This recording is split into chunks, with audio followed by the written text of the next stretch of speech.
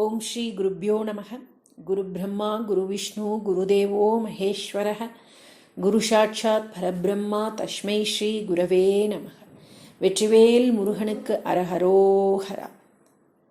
குரு சிஷ்யே பாரம்பரியம் என்பது நம்ம இந்தியாவுக்கு உரித்தான தனிச்சிறப்பு அப்படின்னு சொல்லலாம்.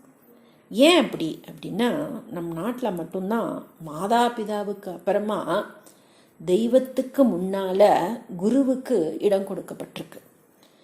கிருஷ்ண பரமாத்மாவே தன் குருவான சாந்திபினி முனிவருக்கும் விஸ்வாமித்திரரோட வார்த்தைக்கு ராமரும் கீழ்ப்படிந்து செயல்பட்டார்கள்.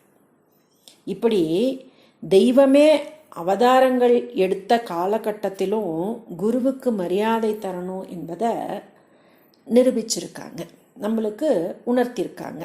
குருங்கிற ஸ்தானத்தோட வலிமை என்ன அப்படிங்கிறதுக்கு மகா பெரியவாள்னு நம்ம பெரியவாளையும், புது பெரியவாள்னு ஜெயேந்திரரையும், பால பெரியவான்னு விஜயேந்திரரையும் நம்ம சொல்கிறது உண்டு. இதுதான் நம்மளோட பக்தர்களோட வழக்கம். இந்த விஜய யாத்திரையெல்லாம் போகும்போது புது பெரியவாளையும் மகா பெரியவா கூட்டிகிட்டு போவா. பொதுவாக எங்கே போனாலுமே முடிஞ்ச வரைக்கும் நடந்தே தான் போவதுன்னு ஒரு சங்கல்பம் வச்சுருந்தார் நம்ம மகா பெரியவா. ஆனால் புது பெரியவரான ஜெயேந்திரருக்கு நடக்கிறது அப்படிங்கிறது பழகாத காலகட்டம். அதோடு அவர் ரொம்ப வயசில் சின்னவர் என்பதால் அவர் கொஞ்சம் சங்கடப்படுவார் நடந்து வர்றதுக்கு. அந்த சமயத்துலலாம் மகா பெரியவா ரொம்ப ஆதூரமாக ஜெயேந்திரரை பல்லக்கில் ஏற்றிக்கோ அப்படின்னு சொல்லுவார்.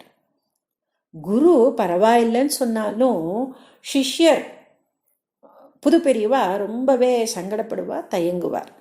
கடைசியில் மகா பெரியவா ஒரு கட்டளை போல் கண்டித்து சொல்லுவார், நீ பல்லக்கில் ஏறித்தான் ஆகணும் அப்படின்னு.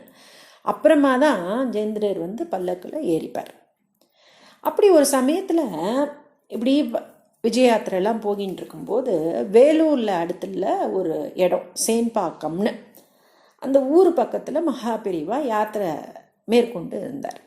அந்த சமயத்தில் பலரும் அவரை யானை மேலே ஏறி ஊர்வலமாக வரும்படி வேண்டிட்டான். நான் மகா பெரியவா அதுக்கு மறுப்பு சொல்லிட்டேன். எல்லாரும் சேர்ந்து நீங்கள் வந்தே ஆகணும்னு கட்டாயப்படுத்தினா இல்லை முடியாது அப்படின்ட்டார் மகா பெரியவா. சரின்னு சொல்லிட்டு இந்த வந்திருந்த பக்தர்கள்லாம் சேர்ந்து புது பெரியவாளையாவது இந்த யானை மேலே உட்கார வைக்கிறதுக்கு நீங்கள் அனுமதிக்கணும் அப்படின்னு கேட்டார். ஆனால் அதையுமே மகா பெரியவா அதெல்லாம் வேண்டாம் அப்படின்னு மறுத்தார். நான் எல்லாரும் மறுபடி கெஞ்சவே சரின்னு கொஞ்சம் யோசிச்சுட்டு புது பெரியவாளை கூப்பிட்டு யானை மேலே உட்காந்துட்டு ஊர்வலமாக வாங்கோ அப்படின்னு அவர் ஒப்புதல் தந்தார். அவர் ஏன் அவ்வளவு தூரம் யோசித்தார் அப்படிங்கிறத அந்த சமயத்தில் யாருக்கும் தெரியல. ஆனால் அதுக்கப்புறம் நடந்த அந்த சம்பவத்தின் மூலமாக அது தெரிய வந்தது. புது பெரியவா என்ன பண்ணான்னு, யானை மேலே ஏறுவதற்கு முன் தன்னோட குருவான மகா பெரியவாடம் போய் அதற்கான சம்பந்தத்தையும் ஆசீர்வாதத்தையும் வாங்கிட்டார்.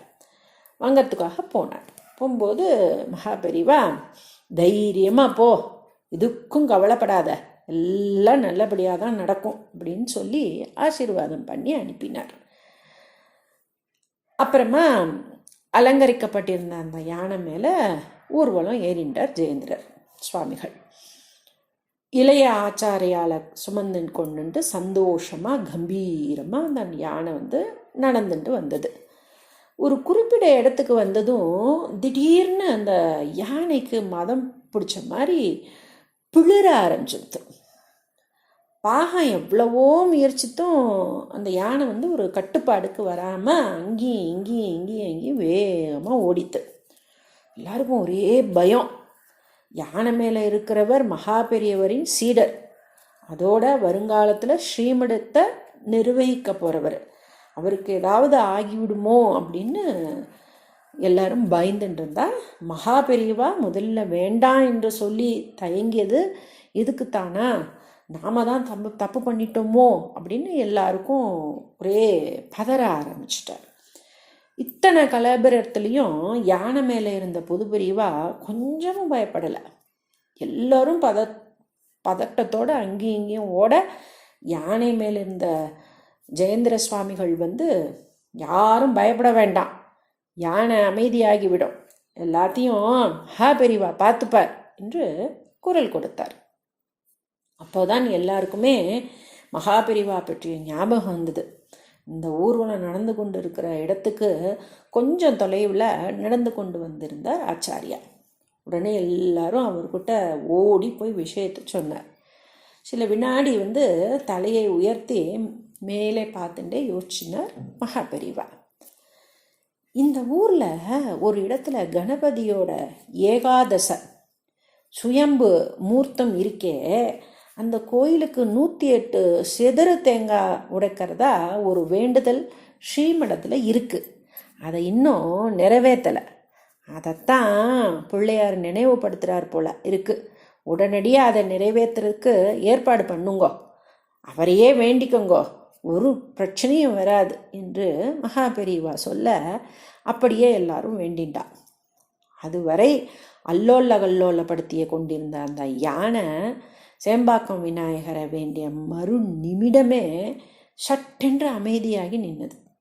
சுற்றி இருந்த எல்லோரும் ஜெய ஜெய சங்கர ஹர ஹர சங்கரன்னு குரல் எழுப்பினான். தன் சீடர் யானை மேலே யாத்திரை பண்ணும்போது என்ன நடக்கும் என்பதை முன்கூட்டியே உணர்ந்துதான் பயப்படாதே என்று சொல்லி அனுப்பியதும் மகாபெரிவளோட தீர்க்க தரிசனம். யானை மதம் பிடித்த மாதிரி நடந்து கொண்ட போதும் ஜெயேந்திர சரஸ்வதி சுவாமிகள் கொஞ்சமும் பயப்படாமல் இருந்தது தன் குருவான மகாபெரிவாளின் வார்த்தையில் அவருக்கு இருக்கிற நம்பிக்கைக்கும் அவரோட குரு பக்திக்கும் அடையாளம். நாமும் நம்ம மகாபெரிவரோட அந்த பாதார விந்தத்தை கெட்டியாக பிடிச்சிட்டு நம்பிக்கையோட பிரார்த்தனை பண்ணுவோம். எல்லாம் நல்லபடியாக நடக்கும். ஜெய ஜெய சங்கர ஹர ஹர